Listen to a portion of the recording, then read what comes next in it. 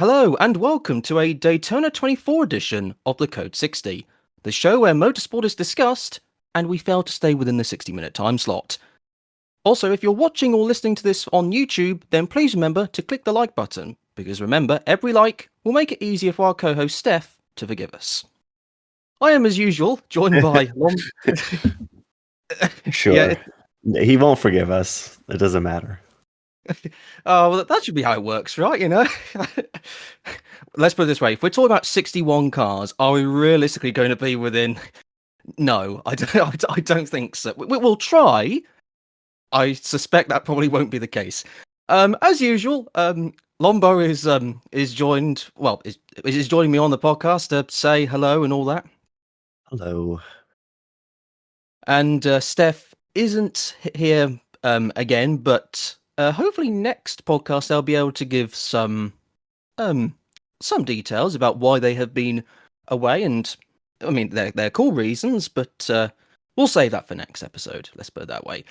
As the title of the video suggests, and as I've said earlier, this is a Daytona 24 edition. It's a preview, and we'll be going over every single entry. We may talk about some more than others, but we'll be talking about all 61 entries and what you can hopefully expect, or at least what our opinions are of these entries and where we think they might stack up.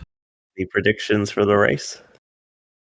Oh, I don't know where. Should we save that juicy bit to the end, or should we? Sure. Why not? Should we? Just to make it longer. Right. Yeah. Yeah. It doesn't matter. It doesn't matter. It doesn't matter if it's either the code 60 or the code 127. It doesn't matter. It doesn't matter. Right. We'll be going through the order firstly with GTP, but we'll go through it in mostly number order, except where there are two entries by one respective team, in which case we'll talk about both entries at the same time. And we begin with the Proton Porsche, or the Proton Competition Porsche. The number 5 Porsche 963, which will be driven by Neil Jani, Nico Pino, Julian Andlauer, who is, I think, let's put it this way, is going to be a rather ominous figure in that car, so to speak, and the almighty Tristan Vautier. I mean, how good is it? How good is it that he's in that entry? There's no fanboying going on whatsoever. I'm only doing it just to make the memes stay alive. That's basically what I'm doing. I'm nothing totally for Tristan Vautier. It just so happens to be that it's now become a thing with my channel, and we might as well just continue, let the ball stay rolling, so to speak. I mean, as far as let's put it, it's a good lineup. Experience in some solid. ways. That's basically solid is about as good as I could put it. Solid. I don't know if it's stand out in the class, but certainly, just all around good. It's hard to really gauge the privateer Porsches. Sometimes they seem like a step back from the factory cars a little, but it depends. It seems to vary race by race. Yeah, I think that's pretty much how it's... But this is a pretty solid lineup. I would expect this one to be competitive. I'm trying to remember how they did last year in this race. Last year was really reliability based. There were so many car failures. Yeah. Electronics wise, it seemed like. Last year there was just tons of them. They were just failing left and right. I don't know really last year was that representative. It's funny because that was the year after the class was introduced, and yeah, of course, there were issues that year, but I would say that last year at Daytona was worse than the first year. Yeah, maybe they're trying to push the boat out, and then in pushing the boat out, they may have incurred some hidden gremlins, so to speak. But yeah, I think this will be a solid entry, so to speak. I don't think it's anything. Bar Tristan Vautier, it's nothing. I need to let that meme go, I think, at some point. But it'd be interesting to see Andlauer in GTP, since he usually drives GT cars. But most drivers seem to take from one to the other. Some don't, but yeah, there seems to be some similarity. Yeah, I think so. For me, I still remember Anne Lauer's performance at for the team at Spa and the WEC, and he did brilliantly. I thought Mhm. at That's true. Sebring as well. So That's true. Sebring in Monza. So He I sort of think that crosses back and forth for sure. yeah. So I think because I think Julian will be for the main WEC team for Penske over globally. Mhm. But I think given that he's as you can perhaps tell, he's not going to be part of the Porsche Penske entry or either Porsche Penske entry for this race. So if Proton can have him, then I don't think they would say no to the opportunity. Mhm. I think that's a nice segue as we move on to the main Porsche outfit from Penske, starting with the number 6, 3-driver lineup. I still think that they should mandate 4-driver lineups. I just think it makes, I don't know, it just gives nicer symmetry. I don't know. I think that's just me being a bit picky. I mean, I think they Um, thought about it. yeah, I can't remember. They were trying to mandate the driver lineups. They're trying to mandate the driver lineups in the WEC, or like they were thinking about it, right? That you have to have 3, not 2. And I remember, I think in Daytona, I think they're thinking about mandating 4. I don't think it happened, but maybe it's going to be for next year. I don't actually remember. I might have to look that up for later. But yeah. anyway, I think the biggest thing here is there's a name not there, which is the championship winner from last year. I thought that was the name you were going to say. Yeah, Yeah, Dane Cameron is no longer with them. He's still in the race. We will still talk about him, but it's uh it's strange to have. I mean, I think we've talked about it before. Just yeah. he wins the championship, and I don't think did a bad job. I don't think he's ever really done a noticeably bad job at any point. Maybe not standout, but you know, certainly reliable. And yeah, it just shows you how ruthless Porsche is. Apart from that, there's been some shuffling, but this is a pretty standard Porsche lineup. There's no real big changes or shocks with this lineup, and to be fair, it's pretty much as good as it could possibly be. So Why change anything? why change it? Exactly. Yeah. I guess just for those who are listening, and aren't aware of the lineups, the number 6, the number 6 and 7 are both 3-driver lineups. The number 6 has Mathieu Jaminet, Matt Campbell, and Kevin Estre, and the number 7 has Felipe Nasr, Nick Tandy, and Laurens Vanthoor. I think we'll go over our predictions at the end, but either one of those two, I think, might be a factor in both of our predictions. Let's put it that way. Next is, on the entry list, they're a bit separated, but we'll talk about both of them jointly. The Wayne Taylor Cadillacs, starting with the number 10. Both are, actually, no, both aren't 4-driver lineups. They were intending to be, but we'll talk about that in a minute or two. But the number 10 has Ricky Taylor, Felipe Albuquerque, Will Stevens, and Brendan Hartley in what can only be described as what an awesome looking car it is. For this particular season. The Cadillacs have always been strong at this race, but I'd be surprised if it was anything different. I think you'll expect to see them be a contender, the number 10 entry. And as far as the number 40 goes, Alex Lynn is not in the car. He was scheduled to be, but he is unwell, and hopefully he gets better soon, of course. Mhm. But Jordan Taylor, Louis Delatraz, and Kamui Kobayashi will be a 3-way lineup in the number 40.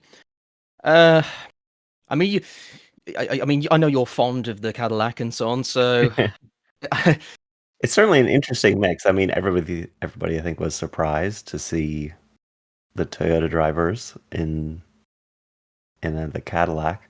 I'm not too surprised. Obviously, Wayne Taylor has had relationships with Hartley and Kobayashi in the past, so it's not a huge surprise on that sort of side. But it's interesting that Cadillac is letting them do it and Toyota is letting them do it.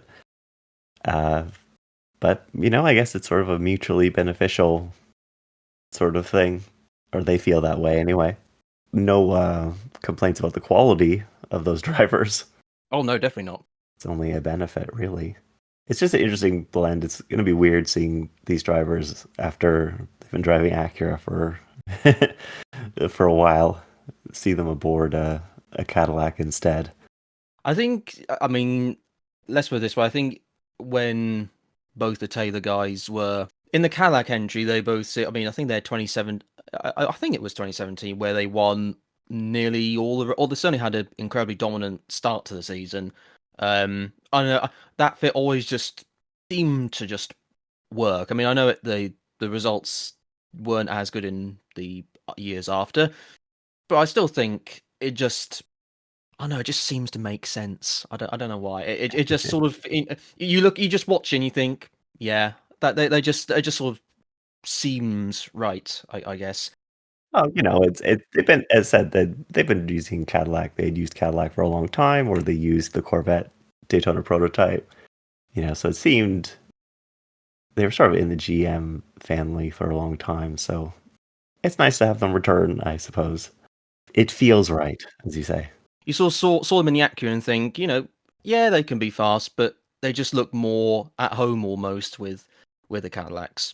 But there you go. I think that's, well, like I say, we'll do the predictions later, but it's time to move on to BMW. The 24 and the 25, with a very, I have to say, I think this is a particularly, certainly since the start of the raw testing, but either of these entries might be quite quite a factor, actually, which perhaps was a bit unexpected, but let's put it this way. Let's go over the entries. Philip Heng, Dries Van Toor, Kevin Magnussen, and Raffaele Marciello is in the 24. And in the 25 is Marco Wittmann, Sheldon van der Linde, Robin Freins, and Rene Rast. Now, in testing, they have been going very well. There is the asterisk that is perhaps understandable to put on, which is it is testing. But according to what has been said by drivers, they have been making progress, or the car has made progress. It seems more competitive. Might have got some engineers who were working with Cadillac and are now working with BMW, and that is obviously, well, both the Cadillac and BMW are part of are based on the Dallara chassis. Yeah, that probably helped. Yeah. But I think also, you know, running the WEC helped the car develop better, I think. They Yeah, learned more about the car. I think at the end of the year in the WEC, they looked very strong. So I think that only bodes well for them this year. And I think that driver lineup looks pretty good. for me, either entry could, and this is entirely based on if this performance that they have seemingly got continues into the race. Then, if they're in with a shout at the end, then I think they've got a reasonable chance. I mean, I think either of those driver lineups, for me, that they've got to be very strong contenders. But this is heavily based on, and for me, it's like, are these times and what the drivers are saying is that going to materialize when it truly matters, so to speak? Guess we'll find out. We will find out. Okay, with that then, I think we'll move on to the next entry. The 31, the Cadillac, well, it's listed as the Cadillac Wheeling entry, but it's effectively Action Express Racing. Four driver lineup this one. They usually go with three if I recall from the past, but anyway, for this particular race, it is a four driver lineup. Don't know necessarily what to make of this. Jack Aitken, Earl Bamber, Frederick Vesti, and Felipe Dragovic. Yeah, half of those are kind of as usual, familiar in WEC or in just the 31 lineup in general. And the other half is kind of unknown. I mean, Dragovic obviously did Le Mans with them last year, and I don't think he did a bad job. He seemed pretty good. But Vesti is completely unknown, at least in this car. So, but we'll see. We've talked about him in the past. You said Yeah. you don't really know how good of a pace he offers, but that he was very reliable. And I said, well, maybe that's good for sports cars. Yeah, I basically I kind of got in my notes as I kind of put this entry as as as one to watch. It's a case of I don't expect this to necessarily like for me there are more experienced and with the greater respect to them, there are other lineups which I would personally, if I had to make a sports car entry, then there are other lineups on this list which I would rate higher. But at the same time, I think given that Vesti, I think Vesti and Dragovic, I think they are, Dragovic is certainly, I think, is a fantastic talent. Vesti, at least in his single seater days, I still kind of feel like I'd like more evidence for me to suggest that he is, that certainly when he was in Formula 2, I think there was perhaps, he was, I guess, consistent in his performances, and he had, I don't think he was like completely, the out and out fastest person, but I don't think he was, he would always do a decent job. I must admit, I can't really say how is it, I guess his ELMS campaign was and how fast he was there. It's hard to, that's kind of hard to gauge, at least for me. But I certainly think there's promise there. It's a bit like maybe it's in a similar vein to Louis Delatraz. Like I never really saw him as being he in his single seater days he was kind of okay and he was fairly solid and reliable, but for whatever reason when he came to since he's been with the Wayne Taylor group, he's been fantastic. So he might be maybe he's one of those, and that'd be nice because then therefore they are certainly one to, like I say, keep a keen eye on. But I mean, obviously they saw something, so they did testing. So we shall see. seemed to go well. But with that, and even though that's not, I mean, I was about to say it was a segue, but it's not really a segue. We're just going to talk about the number 60 Acura and a 93, given that they're both a Meyershank Racing with Kerr Bagajanian. I think I've said that last one correctly. If not, sorry.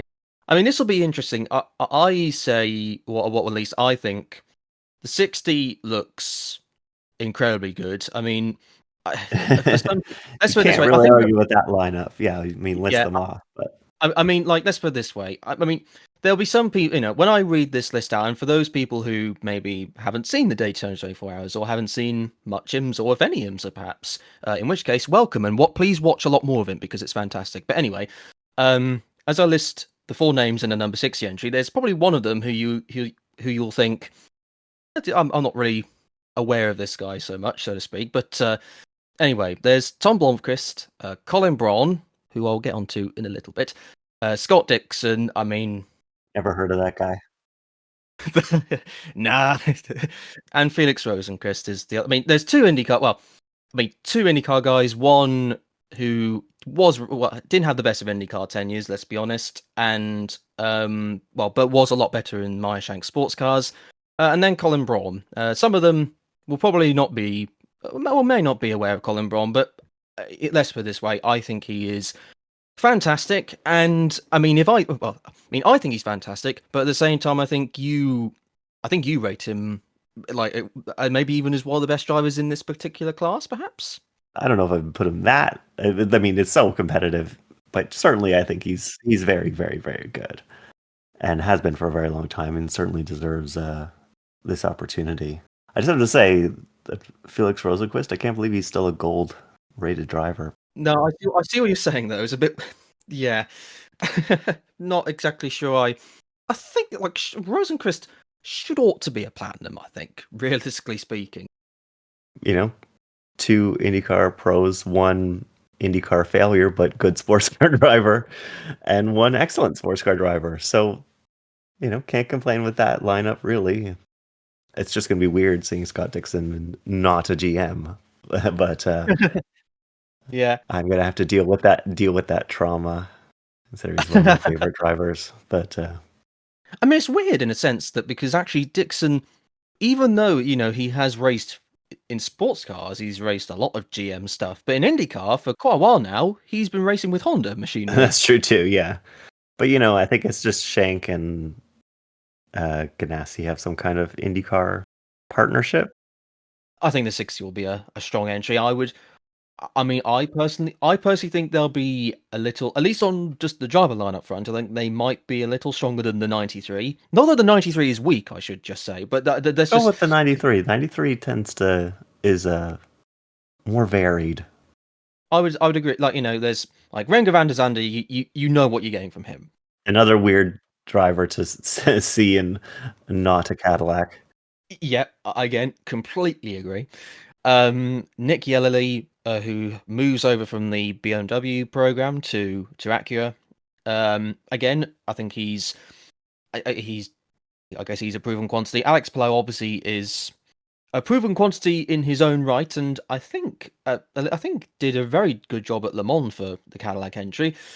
And Yeah. then I believe, how do I say the guy's name? I think it's Kakunoshin Ota. I probably messed that name up. I'm dreadfully sorry, but You did your on best. the entry, yeah, on the entry list it says Kaku Ota. Yeah. I think he's a Super GT or Super Formula driver. Don't know a whole lot about him. Yeah, that is a sort of completely unknown entry to Yeah. me, like in terms Um, of quality of it. I mean, if he's racing Super GT, obviously those are super quick, so the speed wouldn't be an issue. It's just more just I don't watch Super GT really, other than some highlights because what's on at a terrible time for me. Usually, it's usually on in the middle of the night. Um, we can concur. We may we may be two continents apart, but we still yeah, have the same issue. it's still at a bad time for for us usually. They've got a couple of wins in Super Formula. They last year they were fourth in the or he was fourth in the championship. Got a pole in Super Formula and Super GT, and he drives a GT 500, so the top class. Um, yeah, I mean it's a decent resume. We'll have to see. I think he must be good, but I'm like you, just need a bit more. Let me just see this guy. Let's just see the guy on the TV broadcast and see how it goes. Right, the number 63, the Lamborghini. This is their first attempt at Daytona. They did, I think, That's 4 true. races in IMSA last year. Which I mean, actually, given that, I think one of the I don't know where you want to call this an IMSA debut, but they did test at Daytona in I think it was either December. It was They during did. a test in late Yeah. 23. So for them for 25 to be their first Daytona 24 hours is interesting. Yeah, Obviously, yeah, I almost forgot that they didn't they didn't appear at this yeah, race last exactly. year. Yeah. That completely. Yeah, for a moment I was thinking, how did they do last year? And then I thought, oh no, wait, they debuted at Sebring. Obviously, a lot has happened to the Lamborghini program. Well, since I guess since the last IMSA race, their WEC program is seemingly on a temporary hold, seeing as it requires a 2-car mandate, and Lamborghini aren't yet, or don't yet feel as though they are ready to do that. So it is an IMSA only program, and it'll be with 1 car and for 5 races, or basically the Michelin Endurance Cup. They'd learn a lot more if they did the whole thing. Yeah, for me, either do 1 car for the full season, or do 2 cars for the Michelin Endurance Cup, or even if you can, try and do 1 full season and two Michelin Yeah, Endurance Cup. that's kind of what people were expecting, to be honest. They were kind of expecting maybe one full season, one Michelin endurance, but it didn't happen. Riley has come in for this as well. Yeah, I mean, it's hard to. The driver lineup is a very good lineup, but and actually, I'll just go through it for people who are listening. The number 63 car will be driven by Mirko Bortolotti, Romain Grosjean, Daniel Kvyat, and Eduardo Mortara. So the drivers, they're great. It's have they got the speed? I mean, have they? Will they have improved in any way yet? there's so a lot has changed in some respects, and I don't know. For me, I just feel like use this race as a learning experience. Just see how it goes. I mean, I guess maybe if it does well, then maybe I mean, I guess because the next after this race is finished, then Sebring will be in mid-March, and then I think it's another 3 or 4 weeks until the next round after that involving GTP. So, I mean, maybe if they do well, maybe Lamborghini ought to, like, if they can, see if they can. That's maybe true. That may be true. It's like sort of a wait and see, sort of like if it does well in the first two races, then they're like, well, maybe we could do the full season after all. I don't think Yeah, there's any rules against them saying that they'll do it later, so and join after that. I think IMSA would say, yeah, okay, fair enough. I was gonna say. I mean, if you're IMSA and Lamborghini Yeah, says we'd like to do the full season now with one car, and are and they IMSA go, gonna say maybe nah? not, maybe no. Yeah, I don't think no. No thanks, no Yeah, thanks. I Uh, I don't think that'll happen. Let's put it that way. But I mean, the car looks amazing. I will say the updated livery looks fantastic. But Extremely Italian for yes, people who haven't seen. I think with that we will now move on to the final GTP entry. Another privateer Porsche. It is JEC Miller. They're always reliable. They're sort of IMSA stalwarts, if you want to say. Um, a very this is an intriguing lineup. I must admit. Timon van der Helm is still there. Has been for the past few years with his team. There's Jean-Marie Bruni, who moves over from the Proton camp to I guess in effect cover for the retiring Richard Westbrook. Pascal Verline, the reigning or I can't. This is bad. I should know, but I can't remember if he's the reigning Formula E champion or he was the champion of the year before that. Either way, he's a Formula E champion. Let's put it that way, and is heavily associated with Porsche. And Bryce Aaron, who is an Indy Next competitor, and he'll be back in Indy Next once again. I think he'll be doing the um. I think he'll be part of their Michelin Endurance Cup lineup. I mean, Bryce didn't have the most standoutish of Indy Next seasons. I mean, I'm not gonna say he was bad, but at the same time, how that's going to translate into sports cars is a little hard to say. I really don't know what to make of this entry, if I'm being totally honest with you. At times, they've seemed more promising than other times. I would say JDC. Sometimes they seem to have good pace. Other times, not so much. Yeah, I don't know. It's very much a we'll see entry. Right. On to the second category, the LMP2s. An entirely Orica-based class, because the Sean Creech Motorsport Ligier is, at least for now, no more. Let's start off with the United Autosports entries, because there are two United entries for this particular class. The number 2 has Nick Bull, probably one of the strongest bronze drivers in this field. And just so anyone who isn't aware, all the lineups in the LMP2 class have to have at least one bronze driver. Nick Bull is their bronze driver for this one, and is generally one of the fastest. Well, at least last year showed that they were pretty darn fast. Garnet Patterson, who I don't honestly know that much about, but I do know a fair amount about Ben Hanley and Oliver Jarvis, both who are certainly very proven qualities. Let's put it that way, and are definitely very experienced in prototypes. I mean, I think Ben Hanley for most of his career has driven and some sort of Orica for a team at some point and so on. And I mean, for me, Ben should be a bronze rated, not bronze, dear, platinum. Sorry, Ben. Ben should be a platinum rated driver. Certainly being a stalwart of the class, certainly. Yeah, absolutely.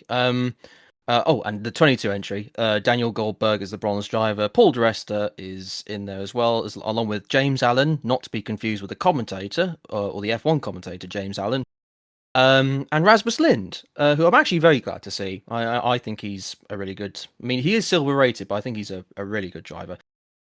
It's United, so you would think they're usually pretty solid. Yeah.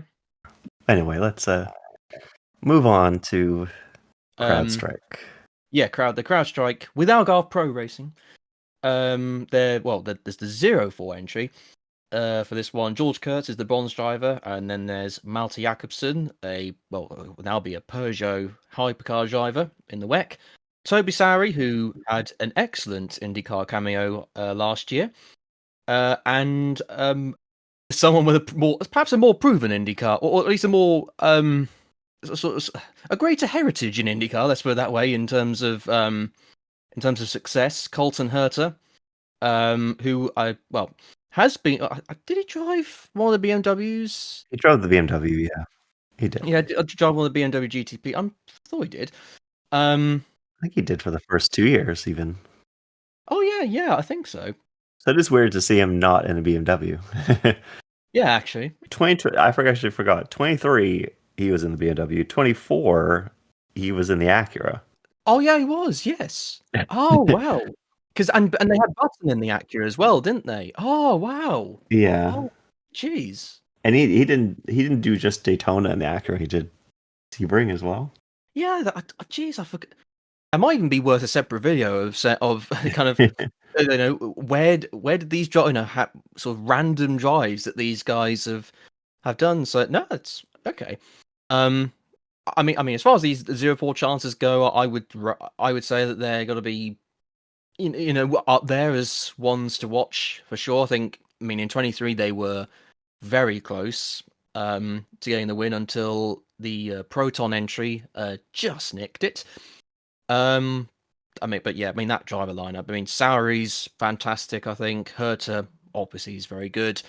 Kurtz, I think, is quite a good, or one of the better bronze drivers. And Jakobsen, he's a gold now, but I mean, he was for a long time a very good silver, and now I think he's showing. Well, he's demonstrated what an ace in sports cars he is. So again, another fantastic choice. So, but yeah, I would expect them to go pretty well. We'll move on to the number 8, the next entry, Tower Motorsports. An entry that I always find can either be really fast or they have a terrible race. I feel like it either goes one of two ways with Tower Motorsports. They'll obviously hope that it's a more successful outing, or one of the successful outings on this particular occasion. With John Frano, the bronze driver, then there's Sebastian Alvarez, Sebastian Bourdais, moves from the he hasn't left the Cadillac camp, but for this race he will be in an LMP2, and a serial LMP2 driver in Job van Uitert.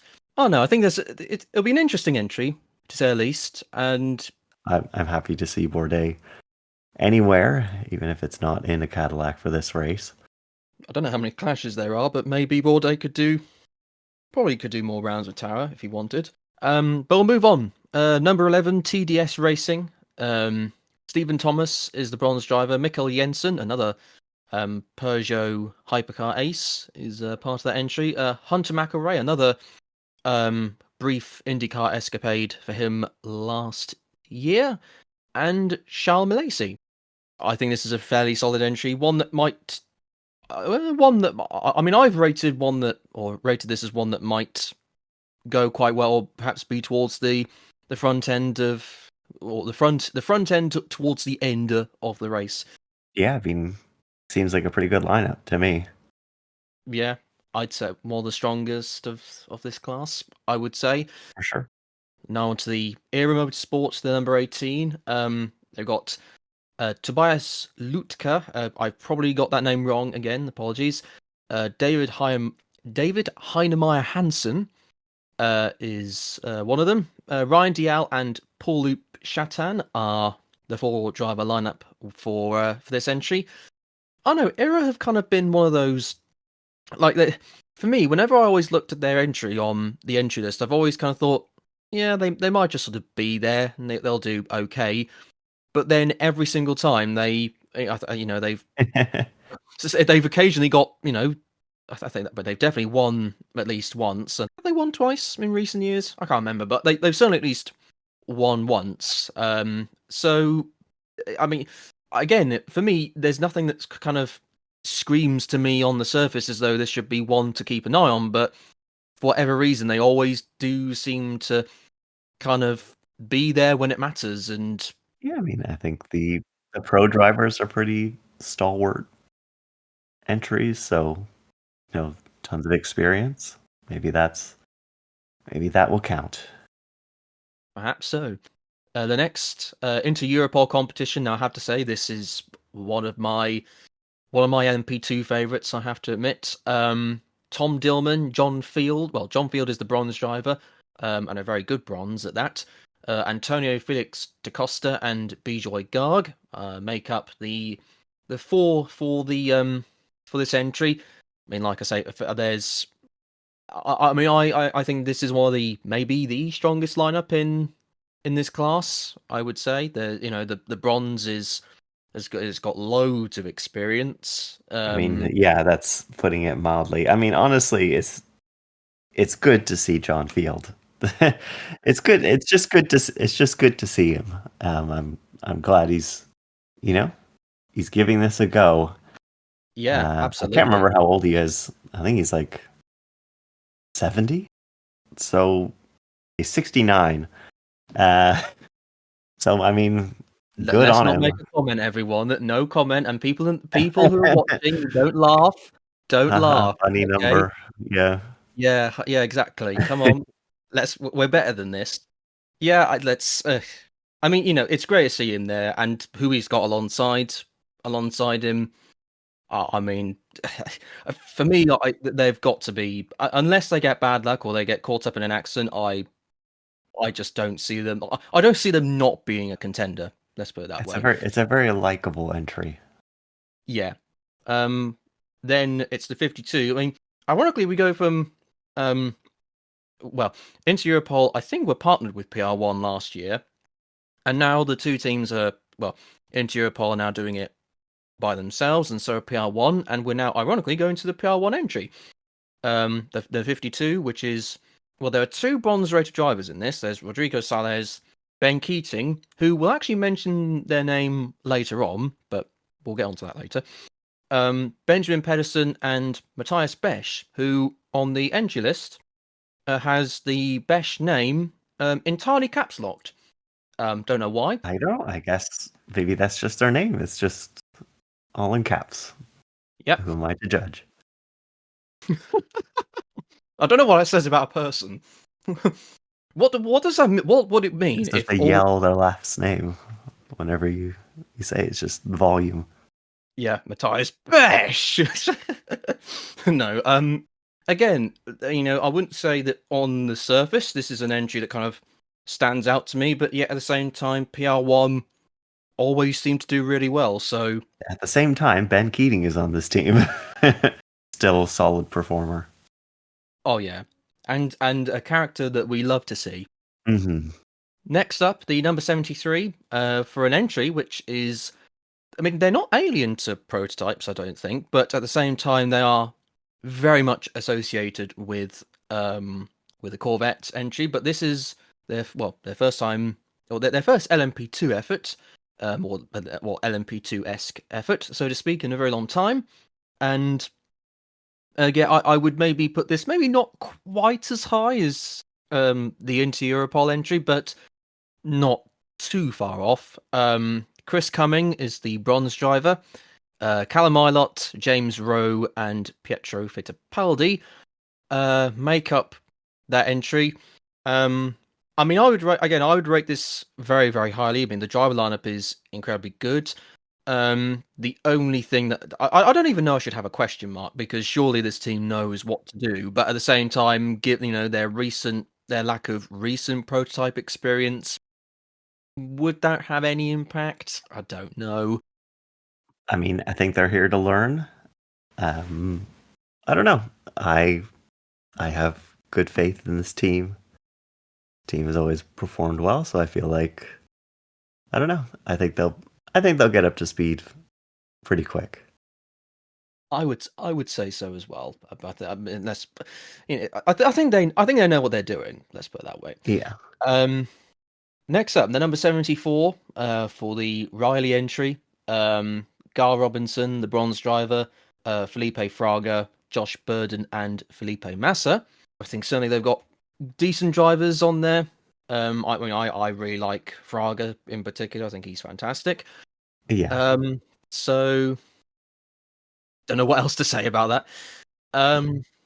Number 88 entry from AF Corsa, who, I mean, they've got loads and loads of sports car endurance racing experience, and To put it mildly, yeah.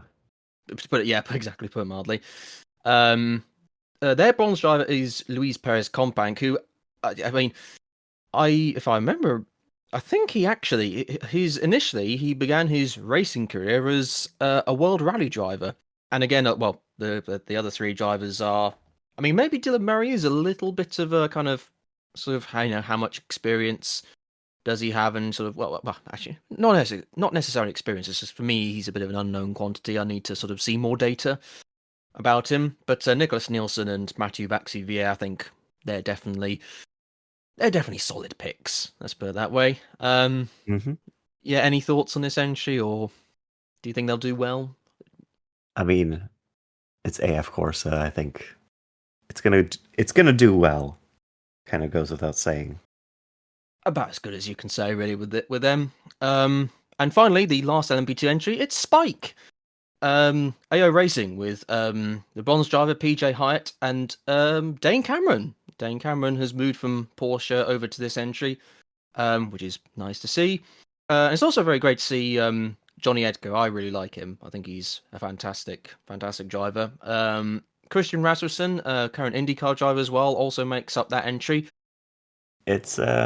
It's very good. And I mean, how can you not like Spike? And I'm glad Dane Cameron got a ride. At least he's in a very likable entry, and hopefully he can do well here. Yeah. I mean, I think Spike has got some purple wheels now. Oh, really? I think they do. Yeah, I think so. Did they have purple wheels before I in think they last year? did. Did they? Oh, maybe I'm just forgetting things. Right, now we go on to the next class, the GTD Pro. 15 entries in this, and just generally loads of GT entries in this. So yeah, let's crack on. There are two Paul Miller Racing entries. One of which I think in particular looks very ominous for the rest of the field. But we'll start with the number one. I mean, it's still strong. Madison Snow, Neil Verhagen, Connor De Filippi, and Kelvin van der Linde for the BMW M4 team. Whilst the 48 has Dan Harper, Max Hesser, Jesse Krohn, and Augusto Farfus. Which, for me, I mean, that... Wait, hold on. Dan Harper is an S-rated or silver-rated driver. What? I mean, as silvers go, he's pretty darn good. This is a very strong entry, I would say. I mean, assuming the BMWs are quick, will be quick, then They haven't seemed super quick so far in the testing, but not too far out from the top. And again, this will change. If you're a BMW fan, good luck. You have a good entry list here. yes, exactly. I mean, pretty much all the BMW entries and all the classes look particularly good. Particularly good for this one, I would say. But yeah, I think with that, we'll go to I wonder who'd be interested in particular to talk about this. Right. So it's the Corvette entries. Both the number 3 and the number 4 have 3 drivers. Antonio Garcia, Alexander Sims, and Danny Hunkadea make up the number 3, and for the number 4, it's Tommy Milner, Nicky Katzberg, and Nico Verone. Nice to see him back. I mean, yes, very good. The other lineups are, pretty standard and standardly good. I would say. They're Yeah, both very good. But I'm just glad to see Nico running, and obviously he's going to be driving the Proton in WEC in GTP, or not GTP, but Hypercar. yeah. I'm glad to see him there. I mean, for me, the standout performance for me was when he. I mean, I can totally understand if no one else would remember this, or even maybe even see the race. But I want to say it was 2023, and he was in the European Le Mans series, and I think it was with a he was with a Rinaldi Racing Ferrari and GTE.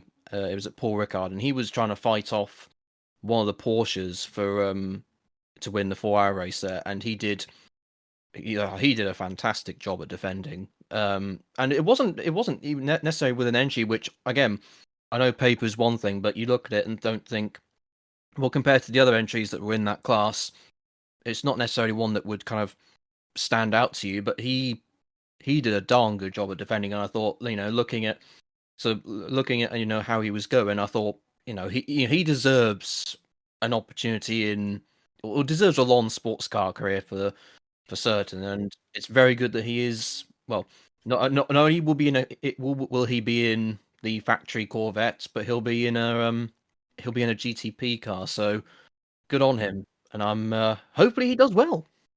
You know, it is of the Corvette entries. It's probably not even my favorite entry this year, or at least, it's not these two. These two are not my favorite. Oh, oh, oh, oh, no, hold on. I've just and okay, right. I've just clocked. I think I know what you're thinking. Um, but we might get onto that later if I think I've got it correctly. But we'll see if I'm right later on. Um, I think with that we'll segue not that smoothly into the Art of Racing's Aston Martin. Because whilst the Valkyrie is not quite Making a ready, cameo appearance. The yeah, the Valkyrie is just temporarily transformed into a to GT3 Advantage. Vantage. Yep, Yeah, transformed into Advantage. Yeah, and well, the number is 007. Ross Gunn, Alex Riberas, Roman DeAngelis, and Marco Sorensen make up this entry. Um, pretty regular drivers, pretty strong drivers. Can't really complain about anybody in that lineup. yep, It's just good. I would say so. The only thing I would say is that certainly at least in GTD Pro, the Aston from Heart of Racing has always seemed to struggle, or has always had some bad luck along the way to never really have a great finish. So maybe this year might be different and so on. So we'll We have shall to see see. on that But one. certainly strong. Oh yeah. We'll see. Yeah, absolutely. Um, the next entry is I don't really know what to say. This will be interesting because again, on paper this looks very ominous, but then when you factor in some other things, we'll have to see. The number 9 from Pfaff Motorsports, long associated with Porsches, last year did the McLaren, and now are a Lamborghini outfit with the Huracan. The drivers, a fantastic lineup of Andrea Caldarelli, Jordan Pepper, Marco Mappelli, and James Hinchcliffe. I mean, the entry looks ridiculously good, but how quickly will Pfaff get used to the Lamborghini from after using the McLaren and so on? And they've seemed pretty quick so far, and Yeah, in the practice, I think they have the fastest time. it's a good sign. It's a good sign that you know. I mean, the Lamborghini's always looked quite good. I think the fact that they've got Caldarelli, Pepper, and Mappelli, who are 3 very Mhm. experienced Lamborghini Huracan drivers and kind of know what they're doing with that thing. I think that probably helps the learning process when you got Oh 3 yeah, drivers who probably know like the serial number of a certain bolt in the chassis. They know it that well. So nice to see the full plaid returns it as well to delivery. absolutely yes. Next up, the car that you always think will just sort of wear off in terms of like its pace, but always seems to go really, really quickly. GTD Pro entered Vassar Sullivan Lexus RCF. Ben Barnacote, well, the number 14 car, by the way. Ben Barnacote, Aaron Telitz, Carl Kirkwood, who, again, we'll mention their name later on. And Townsend Bell, who is returning as well. I mean, I think he's had a bit of a difficult sort of weaken a bit because of the wildfires going on over there, and hopefully things improve. Well, just improve generally over there. But I mean, just as a whole, I guess it's nice to see him behind the wheel of a race car again. And I say I don't think he ever really lost it, but I think he was just more concentrating on his commentary work at the time. But so we'll have to see. We'll have to see on that. I mean, I'd always again. The thing is, I said this last year, and I'll probably say this quite a number of times. You'd think, the Lexus is maybe going to run out of steam at some point, but they always seem to go well. I don't know. At the beginning of last year, they looked really strong, and then it just kind of fell apart race after race. So, like, either incidents or other reliability, or mostly incidents, really. I mean, I know in the race last year, I think they got very unlucky. I think they had a collision. Well, they couldn't really do much to avoid a spinning high class racing LMP2 car in. I think it was within the first hour, and then that was race over pretty much. So yeah, but we'll see if they're strong again. Right, number 20, the Proton competition Porsche.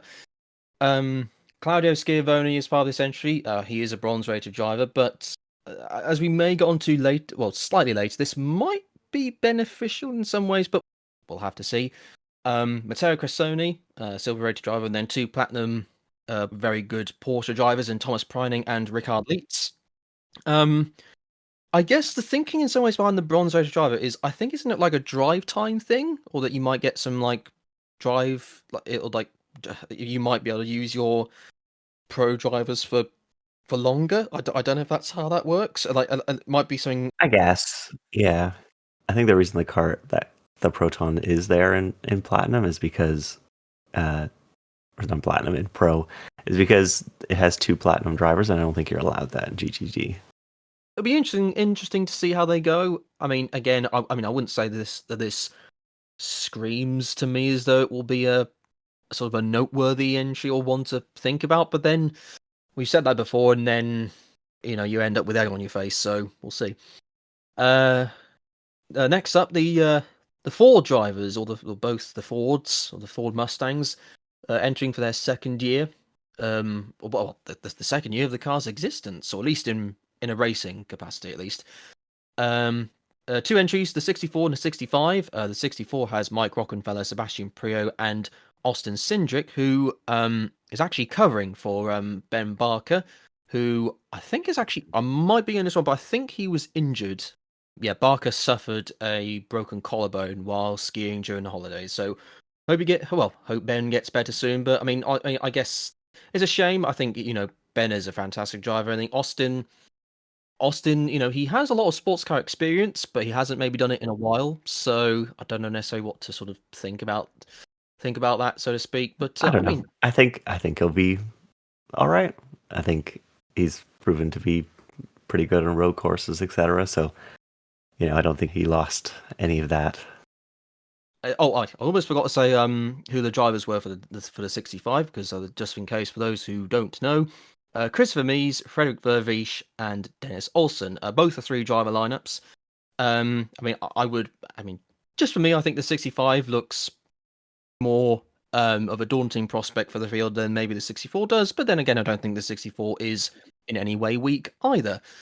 So next up, the number 69 entry for the Get Speed. I think it's their first ever race it's either their first race as Get Speed in the US, or I'm pretty sure it's their IMSA debut, at least. Again, they're a very, very, very strong Mercedes outfit. And I guess I can't really see anything. Well, certainly by the looks of this entry, I wouldn't say that there's anything that is totally different either. And I'd expect them to be strong if the Mercedes is strong. So there's Anthony Bartone, a silver, Maxime Martin, a platinum, Fabian Schiller, a gold, and Luca Stoltz, a platinum. Again, they'll probably do very, very well. I mean, the team, I would say experience at IMS level may be something, but then at the same time, they've been in several GT3 24-hour races all across the world, and I don't think the series will particularly matter.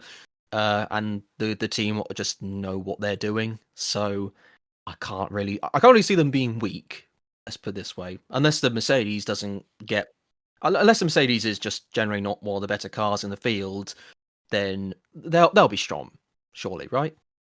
Yeah, I mean, I agree. Excellent. Right. Right. Next up, the number 75. They used to be called Sun Energy One Racing, but they're now 75 Express. Kenny Habul, the bronze-rated driver, is in there, along with gold-rated Michael Grenier, and then 2 platinum drivers in Jules Gounon and Meyer Engel. For me, I just sort of see this as it's either a similar entry to the Get Speed, or maybe the Get Speed entry in terms of sort of pace, perhaps, and maybe in terms of, and in some other respects, similar to the Proton entry in terms of its driver lineup. But they'll probably do well.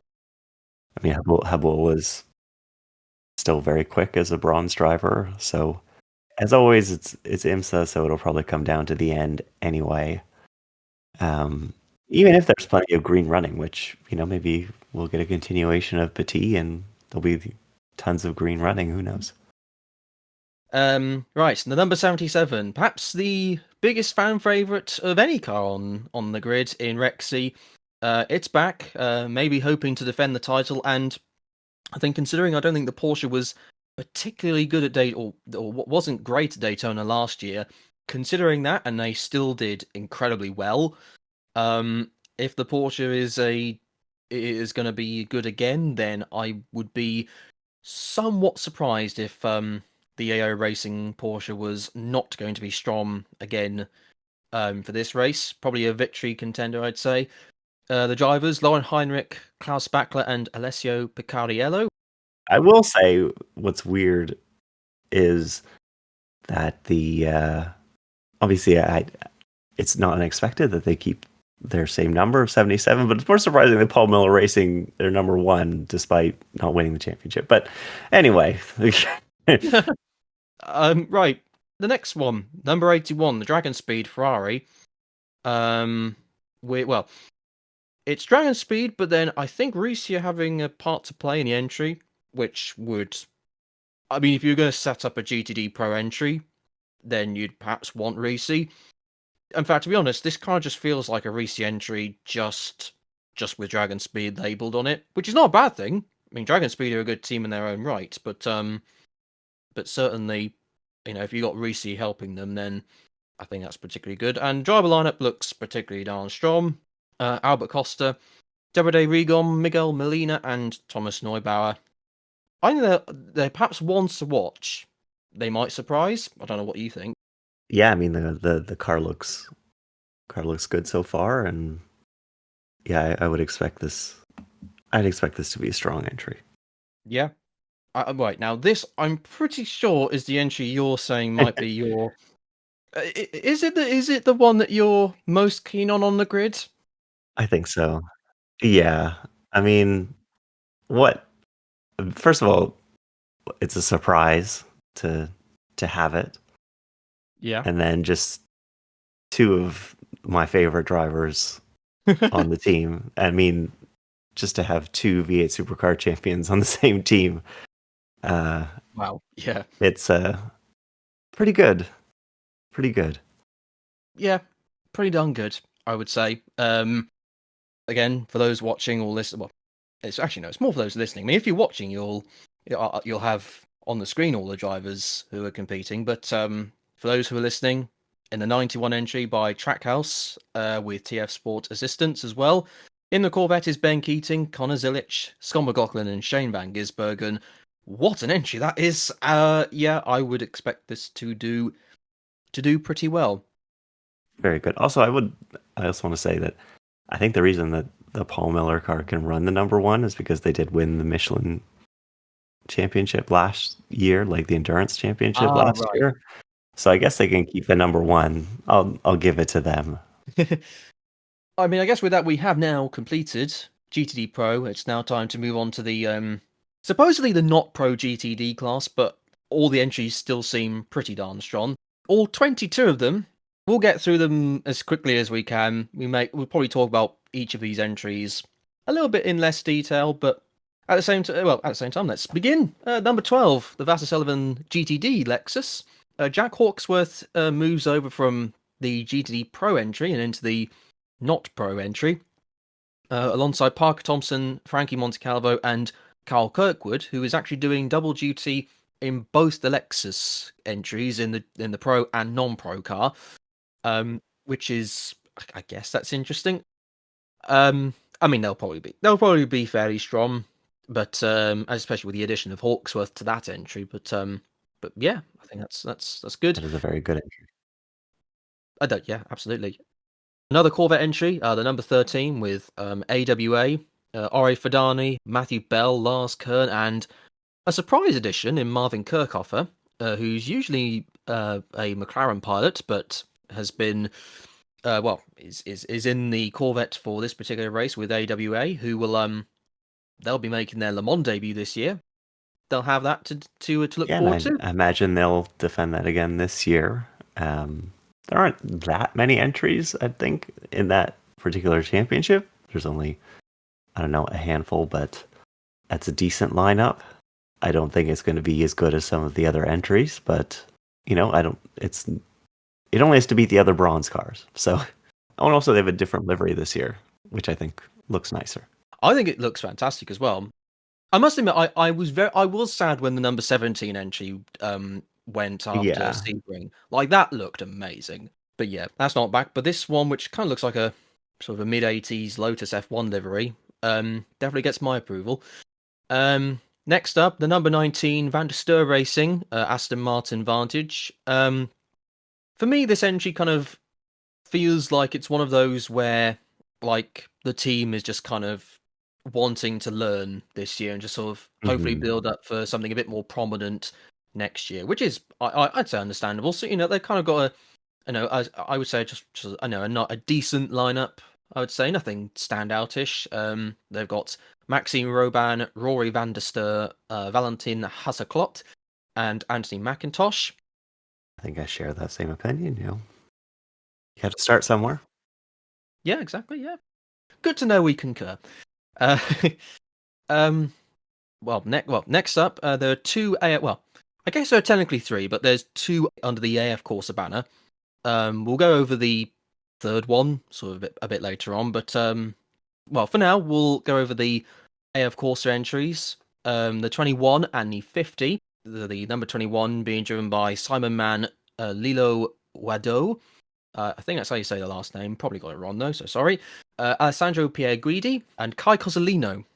And for the number 50, it's Custodio Toledo, Riccardo Agostini, Arthur Leclerc, and Conrad Larson. Of course, just that they'll be good. That the team will deliver. That's pretty much goes without saying. And obviously, if they have confidence in these drivers, then who am I to judge? I think they're a better judge than I. Absolutely, couldn't agree with you more. So, yeah, I think with that we'll move on to another two-car entry for a Ferrari outfit. I mean, I guess seeing as we don't have Risi Competizione anymore at least not regularly in IMSA anymore, I guess we've now got a new Competizione branded team coming to IMSA. We just chop the Tria off of it, and it's pretty close. So we're not that far off. So yeah. But yeah, this is Triasi Competizione with two Ferraris, one for the full season, which will be the 021, and the second one will be for the Michelin Endurance Cup, which is the 023. The 021, I must admit, I do think could be a sneaky contender. I don't know why, but I just sort of the driver lineup just sort of gives that impression to me. Sheila Monk is in there along with Mike Skeen, Stephen McAleer, and James Collado. I mean, Collado's a fantastic driver, obviously. Mike Skeen, a very good silver. I think Sheila Monk is not a terrible bronze driver whatsoever. And Stephen McAleer, I think, is one of the most underrated drivers in the field, I think. Like, whatever you give him, he'll give it his all. And whatever he does usually give is pretty darn good. So yeah, I think I think the 21 is competing against the AWA car as in that championship with the bronze drivers. Yeah, that certainly is a strong outfit. We gone over the Triassi Competizione cars. Next up is the GTD only entry for the Heart of Racing team. This is the only GT full season entry. It's the only Grand Touring entry which will be for the full season. It's Tom Gamble, Casper Stevenson, Zachary Robichon, and Matteo Drudi. I'm not gonna lie, that lineup kind of feels like one that should be in GTD Pro. I mean, I would say that and the 12, Faster Sullivan, they're probably the most pro entries. Exactly. Yeah, I mean, surely they've got to be contenders again. Assuming they don't hit any trouble, then I think they'll do pretty well. And I think the number 32 entry will do pretty well in the Korthoff competition motors Mercedes. Seth Lucas, Kenton Coach, Maximilian Goetz, and Daniel Morad for this particular entry. They'll probably be contenders. Would you concur, or would you do the opposite of concur? I mean, they're clearly a strong team, so I think they will be a contender for sure. We concur. Excellent. 34. The Conquest Racing Ferrari. Manny Franco, Daniel Serra. Right. I'm probably gonna get this name incorrect. I will do my best. Cedric Spirasuoli, from Monaco, and then Giacomo Altoe is the other guy.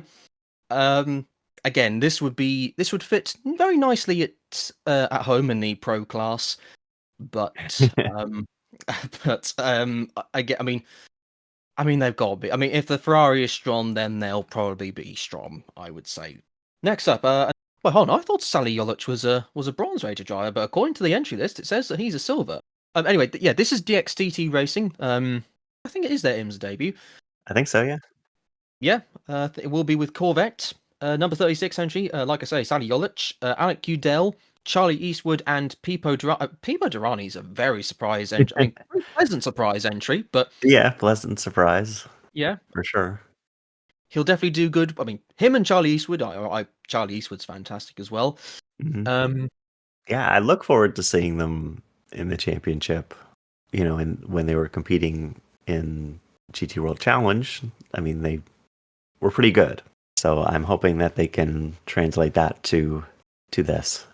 Yeah, absolutely. And as a side note, I know this doesn't necessarily count as a Daytona preview, but let's just be honest. I think it'd be right to re-mention that Robert Wickens will be in the car for the sprint races this year. Yeah, watch more IMSA races, and you'll see this legend and hero of a guy get to do some racing, which is a bit more representative of the stature of his driving talent and his inspirationness. That's not a word, but we'll just put it in a dictionary for now. Next up, I think this might be, at least for now, the last time we'll see a Magnus Racing entry. Might be, yeah. They've been long-time stalwarts and have had some very funny. Like, I remember when on the year they used the Acura, which, I mean, the year of the Acura didn't go well, but their video for their Daytona escapades, I still remember the line very clearly of why are possums even on the track? So yeah, but no, it'll be a shame to see them go, but at the same, I think they've served the series well for sure, and they'll be definitely going out with all guns blazing with John Potter. I think this is Andy Lally's. Yeah, it's his last. It's his last race as well. He's retiring to become the Trans Am president. So yeah, good for him. Yeah, good luck to him, and a decent career as well for his own. And then there's Spence Pumpelly and Aston Martin factory ace Nicky Team. Who I don't know why, but I'd love to see him in one of the Valkyries. I think he'd be. Never know. Maybe. Get that personality in there. Next up, another Wayne Taylor racing entry. I will say Trent Hindman. I feel like he deserves. I always felt like he was such a standout driver. I feel like he deserves like a pro drive. Yeah, I'd like to see. I'd like to see him see if what he would be able to do in a GTD Pro lineup or get a factory drive somewhere. Maybe be interesting for sure. Um, the team knows what they're doing. Yeah, I think they'll be there. Don't really know what else to say on that, I guess. But um, next up, well, technically, I guess you could technically say this is the third AF Corsa entry, although they are under a different banner, or they're under the Chattelar Racing banner. This is probably isn't the own. Well, there's definitely been other father son entries in the Daytona 24 Hours in the past, but maybe this is the first all Italian father son duo that has competed at this race. Asterisk. Yeah, sure. Maybe. Why not? Yeah, we'll say that for now. I'm sure there'll be someone will correct me in the comments, but who knows? But yeah, Roberto Lacourt and his son Nicola Lacourt, who will be scheduled to participate in Formula 3 this year. And then there's Lorenzo Patrese, who obviously has got a famous surname. And what else is there to say about Antonio Froco? So He doesn't seem that quick, really. yeah, they've had a lot of bad luck. I feel. I mean, they won Sebring despite having a crash. I mean, I think I had a caved in door, and they still managed to win that race somehow. Next up, a team that always goes well, and I would be shocked if they again didn't go well here. Winwood Racing, Russell Ward, Philip Ellis, Indy Dodger, and Lucas Auer make up the number 57 Mercedes entry. Windward Racing, as you say, is always incredibly strong, and I don't see why this would not be the case. Let's just put it this way, Winwood are particularly strong in this class, so yeah, keep an eye on them. Number 66 is I guess the first IMSA customer entry for a Mustang by Gradient Racing, who did run an NSX until, well, the end of last year. A good lineup again, Joey Hand, Till Bechtolsheimer. I think I always get that second name wrong, but all the same, sorry about that. Sounds pretty good to me. Oh, fair enough. Tatiana Calderon and Harry Tinknell make up this one. The lineup is very good. The only thing is that, it'll heavily depend on how strong the Mustang is, and how good it will be in customer hands. Let's move on to Inception Racing. Long-time McLaren team, who are now going to be, well, they did use Ferraris in IMSA towards the end of last year, but well, I guess it's now their first, well, hopefully their first full season of the use of the Ferrari 296. Very strong lineup again. Another one which will compete in the Bob Aiken Cup or Bob Aiken Award. Brendan Aribe, Frederick Shandorf, Ollie Milroy, and David Fuminelli in the late 90s Jordan-esque liveried Ferrari. It's quite a departure, but I really like how it looks. It chose to get an early start with the Ferrari last year, and maybe it'll pay off this year. Yeah, maybe so. I think that's the only question. I think the team's good enough, and they've run strongly in this race before with the McLaren. But yeah, I guess just how will they get on in the Ferrari? Next up, number 78, the Forte Racing Lamborghini. Misha Goldberg, Mario Farnbacher, Frank Pereira, and Parker Kligerman. Well, yes, Parker Kligerman. It shouldn't be that hard for me to say, but apparently it was in that specific time of my life. So I mean, Forte Racing have gone well. They've won. I think they won Petit Le Mans as well, and I think they're always usually towards the front, so I wouldn't expect anything different here. Yeah. So strong car. Yeah, absolutely. The number 80 Lone Star Racing Mercedes. I can't remember if this is if this will be a full-time season or a Michelin Endurance Cup only entry, but they'll be at Daytona with Dan Knox, Scott Andrews, Eric Filgueras, or Filgueras. I definitely got that name incorrect. I mean, I've attempted at least 3 times to say that name. And Ralph Aron, who, well, is a Mercedes factory driver and maybe the first Estonian to ever compete in the Daytona 24 Hours. Again, someone will have to fact check that for us. But I think the Lone Star is endurance only. okay, yeah. Just add. I think they're still kind of in the phase of trying to see if seeing where their IMSA journey takes them and see whether they want to do a full season. I'm pretty sure this entry is also a Michelin Endurance Cup only entry. The Iron Dames with a Porsche. It's Sarah Bovey, Rahel Fry, Michelle Gatting, and Karen Galliard. I think that's again.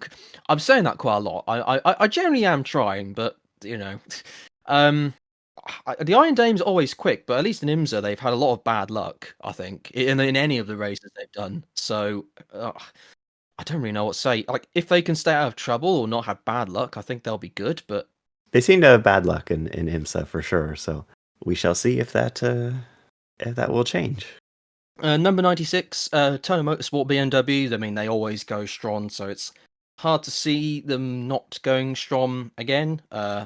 Robbie Foley, Patrick Gallagher, Jake Walker, and Jens Klingman in this particular entry.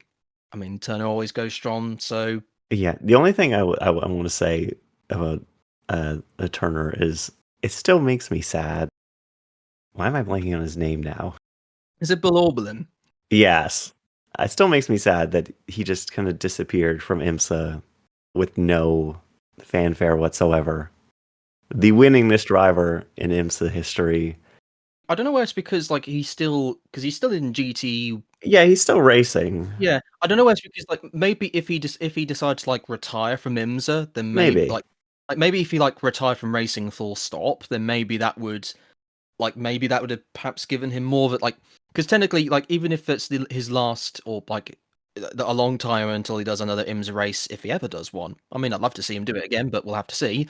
Maybe I guess it's well, if we're kind of celebrating someone who has not necessarily intended that they're going to stop, but they're just going to be racing in a series which uses or has their category has cars which are technically very similar to what we have in terms of the Grand Tourers. So yeah, I don't know whether that's technically because he's not finished his career. I guess that's the only thing I can think of.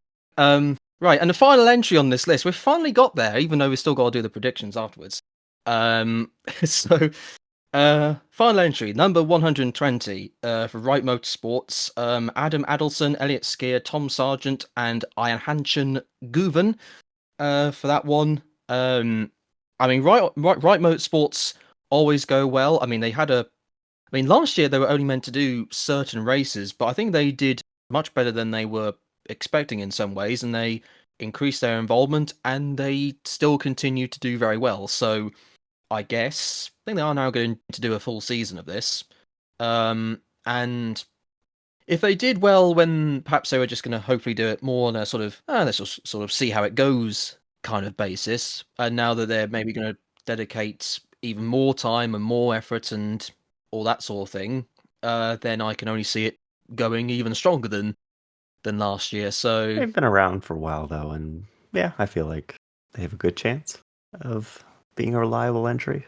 Yeah, and with that, we've finally gone over. I don't know how long we've lasted, but we've probably gone quite a while. It doesn't matter. Code 90, everybody, at least. And we still got to do the predictions. So completely guessing. So yeah, we're basing this purely through very loose, occasional looks at the testing, the testing times we've seen so far, from historically how well the teams have done, and just our eyes think that this is going to be a good lineup, and you know what, the team is pretty good. Because it might be more climactic, or to kind of go to GTP last. We'll start with GTD first. If I had to guess a top three, 27 Aston first, the Conquest Ferrari in second, and who will be third? Well, let's be a bit different and say the 021 Triassi Competizione entry.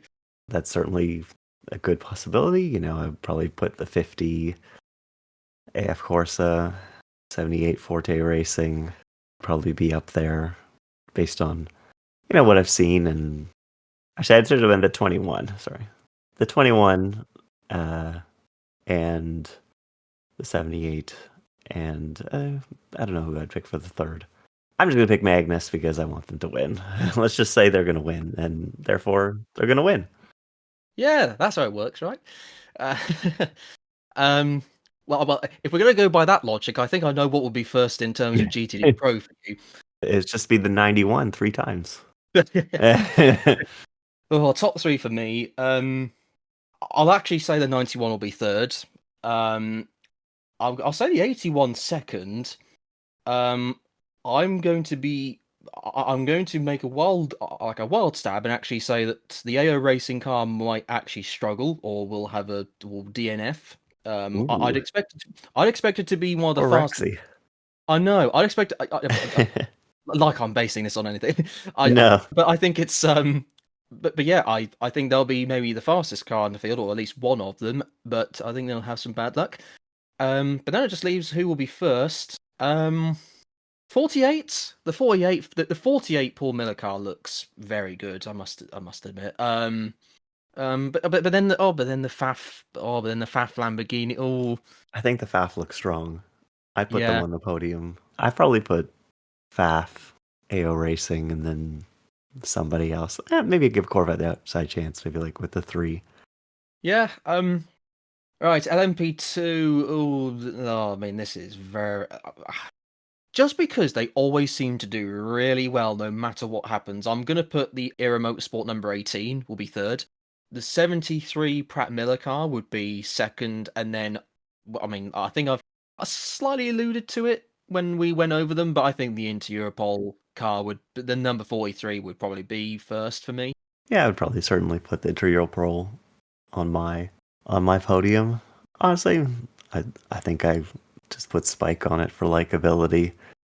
And for the other one, maybe TDS.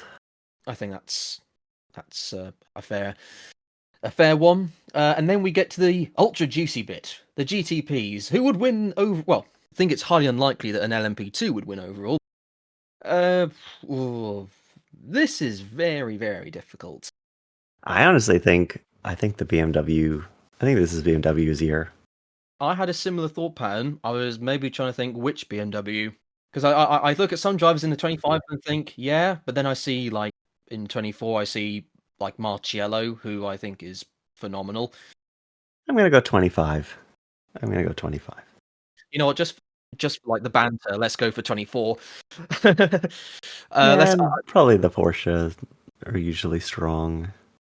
Maybe the 7, and then I'm gonna go 60. Okay, I'll say 24 first, 60 second.